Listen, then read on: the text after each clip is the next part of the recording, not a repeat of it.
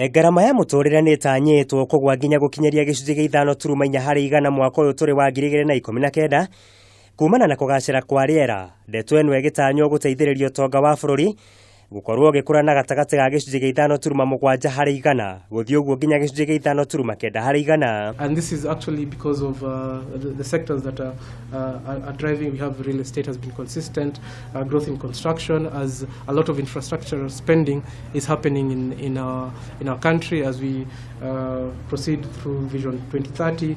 A lot of the major government projects that we also expect to continue. Kuringana na uthuthuria munene kambuni ya Cytonn Investment ugendi, ciringi ya Kenya onayo nĩ ĩrekereirio gũthiĩ na mbere na gwĩtiria rugari wa dola ya Amerika ĩgĩtanywo gũkorwo ĩgĩthakĩra gatagati ga ciringi 100 gũthiĩ ũguo nginya ciringi 104. In terms of the regional GDP growth in SSA, Sub-Saharan African region, the region is expected to record a better performance than the expected 2018 performance, because we expect the growth to average at about 3.4%, higher than the 2.7% recorded or expected to be recorded in 2018. Ona kuhana ũguo kuongerereka kwa hoba cia mathirĩ ma bũrũri hamwe na ruhonge rwa ungania wa kĩgĩna rwa KRA gũkorwo rũkĩnyihiria itanya rĩaruo harĩ ungania wa magoti nĩ mamwe ma maũndũ marĩa matanyĩtwo kũhe thirikari kĩbarũa kĩnene.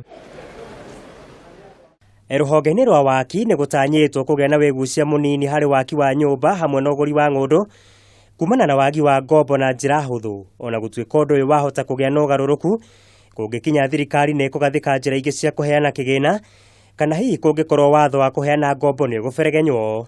The real estate sector is to embrace the concept of MUDs as the investors diversify their real estate portfolios given the thematic real estate space. Mwaka-inĩ wa 2017 ũtonga wa bũrũri wakũrire na gĩcunjĩ kĩa 4.9 harĩ igana.